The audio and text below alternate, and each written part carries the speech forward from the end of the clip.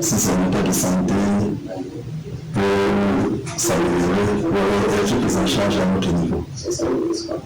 Les paramètres étaient bons, sauf que la température était très basse. Et nous avons mis directement l'enfant sous thermothérapie, donc le traitement par la chaleur. On a mis le chauffage et rapidement on s'est rendu compte que depuis la naissance, l'enfant n'a pas mangé. Alors qu'il fallait, puisqu'un enfant s'en est trouvé à terre, on l'a réchauffé, il fallait trouver des aliments. L'hôpital s'est chargé d'acheter les biberons, le lait correspondant à son âge, bref, tout ce qui était nécessaire pour sa survie. 2,15 kg à la naissance. Le pronostic vital de celle que la major de la maternité a surnommé bébé ange n'est pas engagé pour l'heure. Nous pensons que dans notre diagnostic, l'enfant n'est infecté et ne présente pas de détresse respiratoire. La coloration est bonne, comme vous le voyez. C'est un enfant de sexe féminin qui se porte bien. Nous parlons, l'enfant se porte bien. Nous avons été visités aussi par le ministère des Affaires sociales, par le canal de Madame le délégué départemental, qui nous a certifié qu'une fois nous aurons bien déclaré que l'enfant va bien, de nous après-demain, on pourra la transférer à l'orphelinat de Bouddha. Sur les procédures administratives qui pourront continuer. Donc l'enfant est sur le regard et même étant à l'orphelinat, c'est là pour nous sur le contrôle médical. Et en attendant de retrouver les traces de la génitrice irresponsable qui court toujours, bébé ange, mieux, l'ange de l'hôpital de district de Bouddha, reste sous contrôle médical dans la couveuse.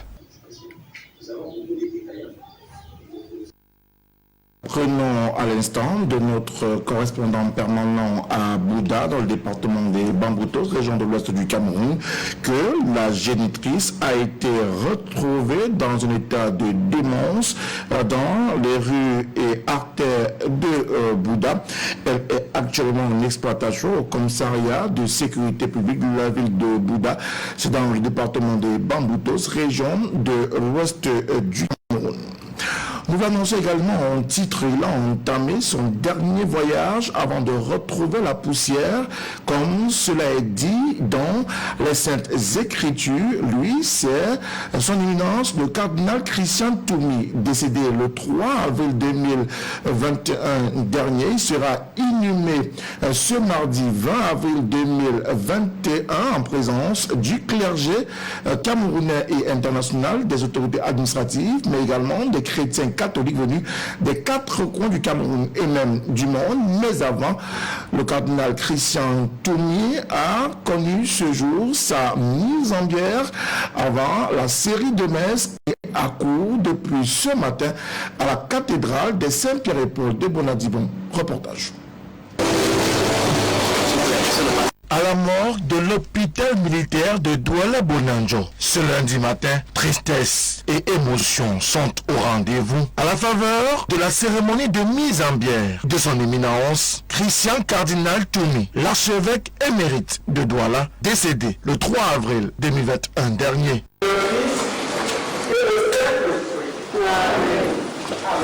Passé ce moment consacré au recueillement, une procession s'ébranle alors de la morgue de la garnison militaire pour la cathédrale des Saint-Pierre-et-Paul de Bonadibon, un temple du Seigneur dans lequel il a officié pendant de longues années.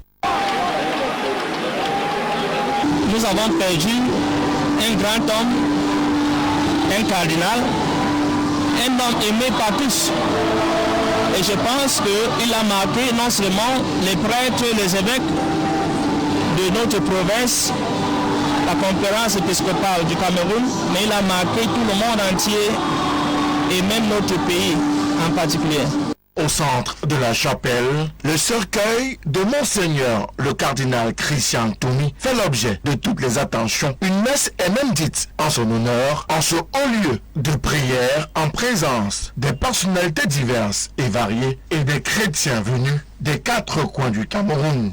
Son éminence Christian cardinal Toumi, je peux vous dire qu'il est le Jésus personnifié. Le Jésus personnifié, pourquoi? Parce qu'il a toujours veillé sur les faibles, il a toujours veillé sur les pauvres, il a toujours veillé pour la coexistence pacifique entre différents peuples camerounais. Le cardinal a beaucoup œuvré pour notre diocèse et pour notre pays. La justice et la paix, un homme vrai, un homme qui a dénoncé le mal et qui était toujours prêt à donner sa vie pour la justice et la paix dans notre pays. Chants, louanges, prières et méditations sont le lot de ces enfants de Dieu venus rendre un vibrant hommage à cet homme de Dieu.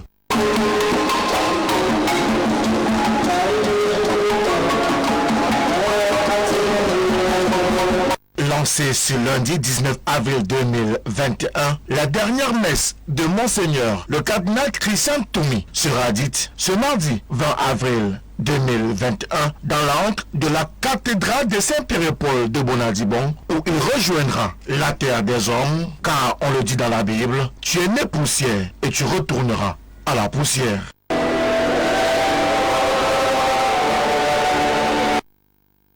Les personnalités nationales et internationales sont attendues à cette cérémonie d'hommage au cardinal Christian Toumi. Je rappelle qu'il sera conduit à sa dernière demeure dans l'antre de la cathédrale de Saint-Pierre-et-Paul de Bonadibon ce mardi 20 avril 2021 dès les premières heures de la matinée. Pourtant, ce 19 avril a été choisi comme jour de début de ces obsèques du cardinal Christian Toumi, qui est décédé, je le rappelle, le 3 avril 2021 dernier.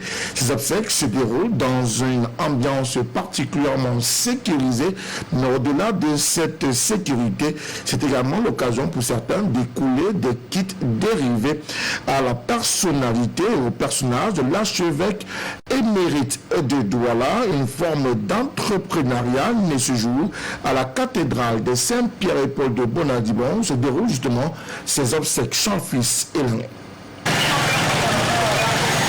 C'est un lundi pas comme les autres ce jour dans la ville de Douala. Surtout aux encablures du quartier Aqua, à proximité de la cathédrale de Bonadibon, impossible d'emprunter l'axe central qui mène vers le quartier administratif Bonanjo. Ces automobilistes vont devoir rebrousser chemin, sauf si oui, ils veulent participer à la grande messe organisée ce jour à l'occasion des obsèques du cardinal Christian Toumi, décédé le 3 avril dernier de suite de maladie à l'âge de 91 ans. Pour cela, il va falloir se munir de son cache-nez et passer au peigne fin par le détecteur de métaux, car vous l'avez compris, la cérémonie mortuaire du cardinal se passe sous haute sécurité. Le dispositif sécuritaire impressionnant déployé ce jour illustre la personnalité et la place qu'occupait l'archevêque émérite de Douala dans le sillage social au Cameroun. Normal que ce jour, chacun essayera à son niveau de lui rendre un dernier hommage. T-shirt, macarons, livres et casquettes, l'occasion a fait le larron pour ces vendeurs de gadgets qui estiment que ce jour était l'opportunité ultime pour célébrer le cardinal Christian Toumi.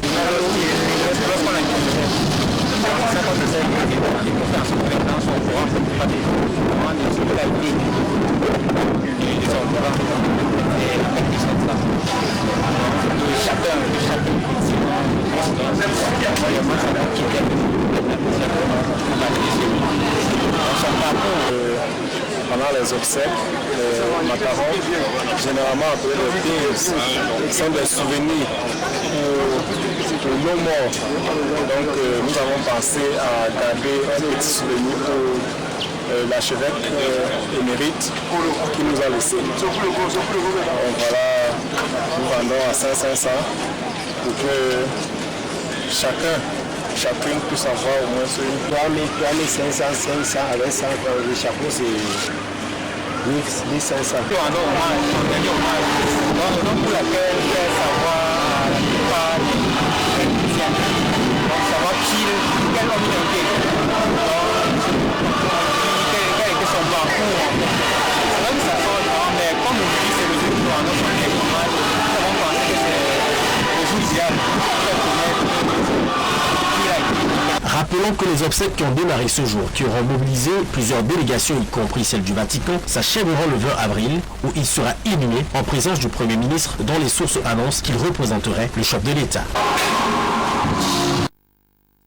Le cardinal Christian Toumi sera donc inhumé ce mardi 20 avril 2021. Nous parlons de toute autre chose à présent dans cette édition de l'information du soir sur la télévision du Monde. Des membres du comité départemental de suivi participatif de l'exécution physico-financière du budget d'investissement public BIP dans le département de Jovouri, région du littoral, étaient réunis en session pour évaluer le taux d'exécution des travaux sur le terrain. Il ressort des échanges menés par ces différents membres que le taux d'exécution du BIP dans le Vouri est en nette régression. Jean-Jean Mayetna.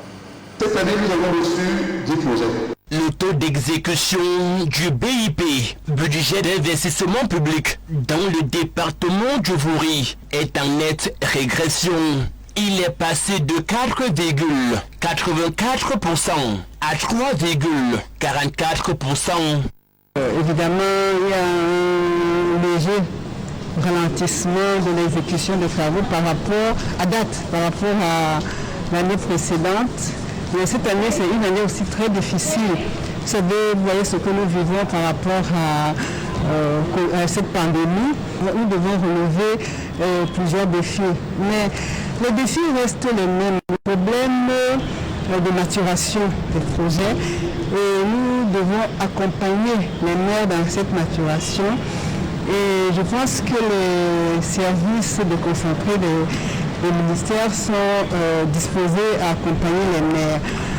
Passer un diagnostic approfondi de la situation, il était question au cours de cette première session du comité départemental de suivi de l'exécution physico-financière du BIP dans le Vouri d'apporter des propositions idoines à l'effet d'améliorer les performances. Notre objectif, évidemment, nous sommes leaders dans le littoral, je suis fier de le dire. Et je pense que nous allons tout faire, comme j'ai dit tantôt, pour accompagner les maires pour que les projets soient bien maturés. Parce que tout le problème est là. Si les projets sont bien maturés, le reste suit. Nous avons lancé les procédures de contractualisation. À date, nous avons un taux de lancement des appels d'offres qui s'élève à 42% et un taux d'attribution qui s'élève à 13%. Pour ce qui est de l'exécution du budget, en termes d'exécution physique, nous avons déjà 12 bons de commande qui ont été exécutés, donc pour un taux de 3,44%. Nous voulons dire ici que le département du Vouri a reçu une dotation globale en début d'année d'1,4 milliard de francs environ. Et là, nous avons reçu 2 délégations ponctuelles de près de 100 millions, donc ce qui nous renvoie donc à 1,5 milliard. Et en dépit de la résurgence de la pandémie à coronavirus, les acteurs de la chaîne devront se remobiliser pour maintenir la place de leader régional et de tout mettre en œuvre pour que les 82 projets inscrits à l'actif du département du Vouri soient réalisés suivant les règles de l'art pour le bien-être des populations. Nous avons des écoles qu'on va construire dans les classes, mais nous avons le projet phare que nous avons, c'est également l'installation d'une adduction d'eau potable à Djebale. Pour ceux qui ne le savent pas, Djebale est une île de Douala 4e qui, depuis la nuit des temps, n'a pas d'eau potable. Donc nous avons pris pour objectif principal de faire en sorte que cette île, les habitants de Djebale puissent avoir de l'eau potable et pour pouvoir également éviter donc, toutes les maladies hydriques que nous connaissons. À l'état actuel des choses, nous sommes encore premiers, nous sommes à 75% par rapport au dossier d'appel d'offres, nous allons continuer. Par rapport au projet, c'est essentiellement les écoles, la construction des écoles, la sécurisation des écoles qui existent, mais également donc l'installation d'une adduction d'eau potable à l'île de Djebale, qui pour la première fois donc aura de l'eau potable. Un apport de tous et de chaque acteur afin de permettre au département du Vouri de demeurer le meilleur dans la région du littoral. Nous nous intéressons également aux collectivités territoriales décentralisées et nous mettons le cap à Bafoussam 3e dans la région de l'Ouest où le compte administratif de la dite commune dans le département de la MIFI au titre de l'exercice 2020 vient d'être validé par l'ensemble de l'organe délibérant. Il en est de même du compte de gestion matière mais également du compte de gestion du receveur municipal. Les travaux étaient présidés par le maire de la dite commune en présence du préfet du département de la MIFI dans la région de l'Ouest du Cameroun. Irène Nono, Herbert Kwamo.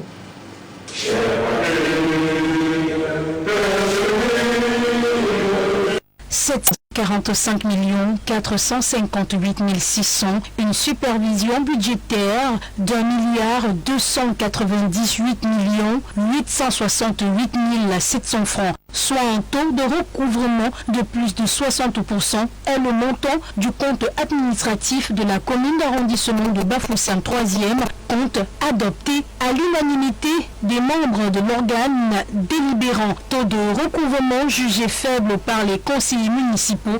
Le maire ne peut pas tout voir, mais les conseillers sont là pour voir et orienter le maire. Ils l'ont fait. Je les remercie une fois de plus. Le compte a été adopté sans problème. Et c'est que le maire a bien fait. Mais les conseillers poussent le maire à le faire plus. Et le maire va le faire avec la volonté de Dieu. Il y a des projets phares tels que la construction de routes, l'équipement des centres de santé, la construction des écoles, des équipements en table-banc.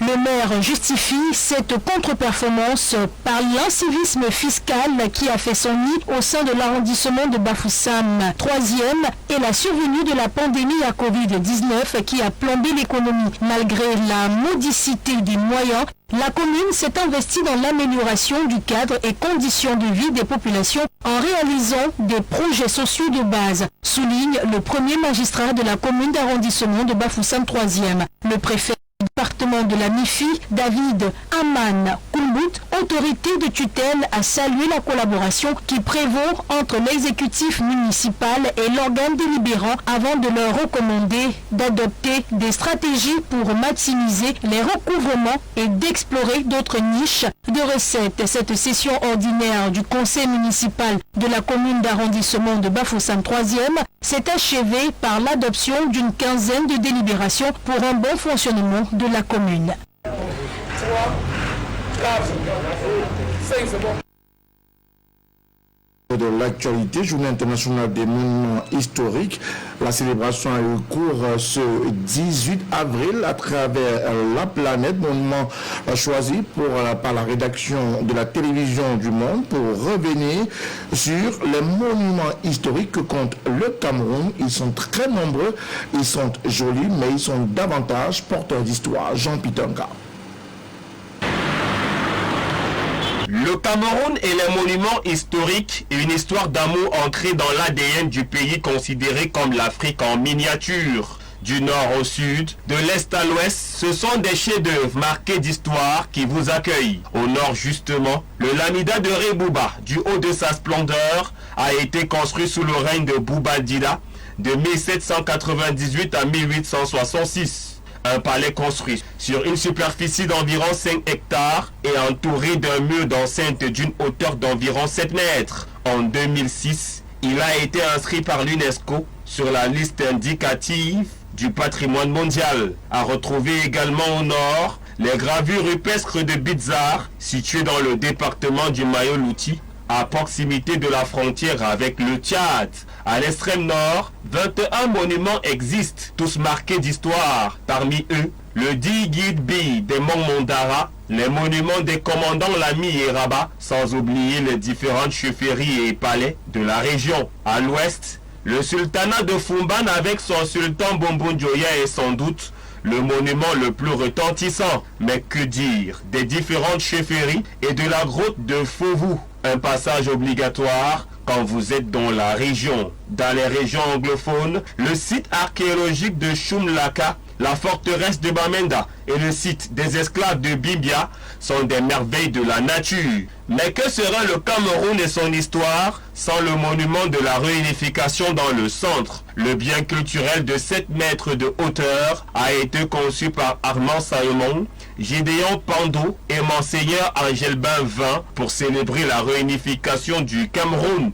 La grotte de Ngok-Litouba et son histoire anthologique reste le monument le plus emblématique au littoral. C'est donc une ribambelle de monuments dont regorge de Cameroun dans l'étendue des 10 régions du pays. Le temps de la célébration de la Journée internationale des monuments historiques, il est question de s'arrêter un moment et de s'incliner devant l'histoire, celle du Cameroun dans sa multidiversité. Et puis Ngaoundéré dans la Damawa a vibré ce jour pour accueillir le ministre des Sports et de l'Éducation physique, le professeur Narcisse Moelle-Kombi, à l'occasion de procéder à l'inauguration du parcours Vita de la cité capitale de la région de la Damawa, 4e infrastructure du genre, après celle de Yaoundé, de Douala et même de Bamenda. Le parcours Vita de Ngaoundéré est le plus vaste du triangle national avec une superficie de 40 hectares. Le reportage est signé Boubacar Moussa. Ce 18 avril est un grand jour pour le mouvement sportif de l'Adamawa. Lancé depuis janvier 2017 par le génie militaire, le parcours Vita de Ngaoundéré, qui a fait parler de lui, a été officiellement inauguré par le ministre des Sports et de l'Éducation physique. Le complexe sportif, qui se dévoile dans toute sa splendeur et sa beauté, a été ouvert au grand public. Le parcours Vita, dont nous venons de procéder à l'inauguration, c'est un Ngaoundéré, auteur magnifique don du président de la République, son excellence mondiale, aux populations de la région en général et à celle de la ville de Ngaoundéré dans la République. Ce parcours, de par ses dimensions, de par sa structuration, apparaît sur les salles, ici du privilège de la nouveauté, apparaît comme le plus important. Pour les sportifs contraints de pratiquer aux abords des routes et qui disposent désormais d'une infrastructure digne de ce nom, l'inauguration de ce jour suscite beaucoup d'enthousiasme. Le parcours de Ngaoundéré inauguré ce jour va aider les nombreux sportifs à mieux pratiquer leur sport et aussi avec l'aide des cadres formés. Parce que la formation aussi, il faut tenir compte de cela. Nous pensons que les sportifs au niveau de Ngaoundéré pourront trouver comment se satisfaire au niveau du parcours Vita au regard de l'étendue du parcours, la qualité des infrastructures et surtout le matériel mis à leur disposition pour promouvoir le sport en général. Même son de cloche du côté des élites locales pour qui l'infrastructure est un rêve qui est devenu réalité. Notre rêve devienne une réalité grâce à la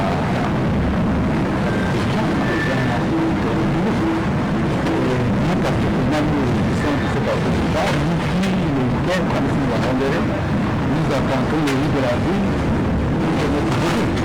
Le dernier, nous disposons d'un espace et j'espère que tout le monde va participer, que tout le monde va venir dans la première étape et la première étape.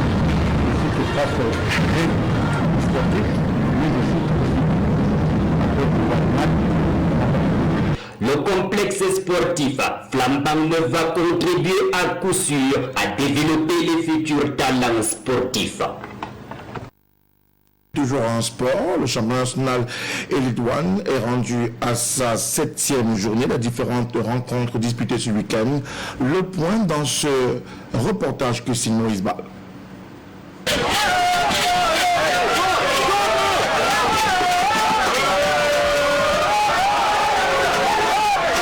Le club de la Ligue et Dragons de Yaoundé se sont neutralisés 2 buts partout. Idem pour Yafoot Football Club de Yaoundé et Stade Renard de Mélan qui ont fait jeu égal 1 but partout. APGS Dofou a disposé de la Colombe d'Inja et Lobo sur le score de 2 buts à 1. Le classico de cette 8e journée entre le Canon sportif de Yaoundé et le Tonnerre Calra Club de Yaoundé, les frères ennemis s'est soldé par un score vierge de parité de 0 but partout. Signalons également que UMS de Loum et Ast Football Club de Douala se sont séparés sur un score nul d'un but partout. Lyon Sport Académie de Bamenda a pulvérisé pour la circonstance la Panthère sportive de Dundee sur le score sans appel de 4 buts à 0. Au classement non officiel à l'issue de cette 7e journée, à la sous-poule A, AS Fortuna de Yaoundé demeure leader avec 14 points au Macoire, suivi de près par Stade Renard de Mélan qui enregistre 11 points. Fofou de Baram compte 11 points. Bamoutos de Bouddha est 4e avec 11 points. À la sous-poule B,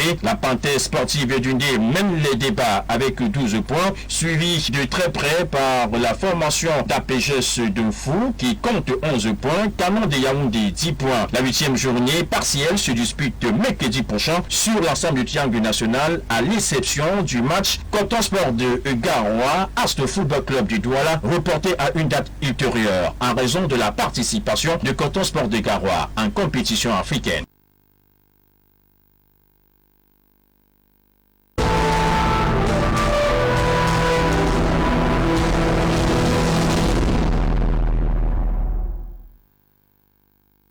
À l'international, nous nous intéressons au Tchad où au lendemain de l'élection présidentielle du 11 avril 2021, une cohorte de rebelles entend s'attaquer au pays et précisément à la capitale. Une épaisse fumée recouvre cette autoroute du sud de l'Afrique du Sud. Un incendie de forêt s'est déclaré près du parc national de l'attrait touristique montagne de la Table. N'Djamena reste sous tension. Des chars de combat sont postés à l'entrée nord de la capitale. Les Tchadiens qui ont les moyens ont fait quelques provisions au cas où la situation s'aggravait, disent-ils. Pourtant, tout se passe à 300 km de là, dans la province du Kanem. À Mao, chef-lieu, tout est calme, s'étonne un habitant. Quelques convois de militaires ont été aperçus en ville en journée, nous confirme un autre habitant.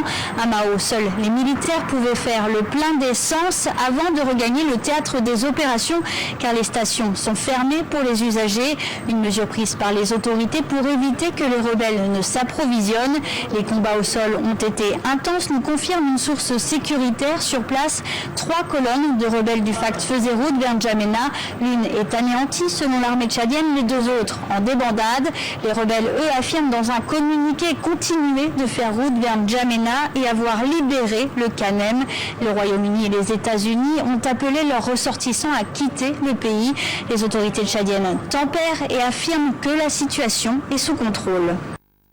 Toujours à l'international, mais cette fois-ci en Afrique du Sud, un incendie de forêt embrase la localité de Cap. Une épaisse fumée recouvre cette autoroute du sud de l'Afrique du Sud. Un incendie de forêt s'est déclaré près du parc national de l'attrait touristique montagne de la Table. Le sommet emblématique qui surplombe la ville du Cap est en flammes. Le feu s'est propagé jusque sur le campus de la prestigieuse université de Cape Town, à proximité. Des centaines d'étudiants ont été contraints de quitter leur dortoir à pied. Tous sont sains et saufs, mais des trésors littéraires sont menacés. Sur le campus, il y a actuellement plus de 10 véhicules de pompiers. Nous avons 3 bâtiments qui sont encore en train de brûler. Mais celui-là est un problème majeur pour nous. C'est la bibliothèque, avec énormément d'anciens objets de valeur. L'incendie qui s'est déclaré tôt dans la journée le dimanche a détruit des maisons et une partie d'un restaurant. Ce lundi matin, les pompiers combattent toujours des flammes incontrôlables, attisées par des vents violents. Des renforts ont dû être déployés. Un pompier a été hospitalisé pour brûlure, selon les autorités. Voilà l'essentiel de l'information sur la télévision du monde pour ce 19 avril 2021. Merci de l'avoir suivi. Restez en compagnie de programme qui se poursuivent. Bonsoir à toutes et à tous.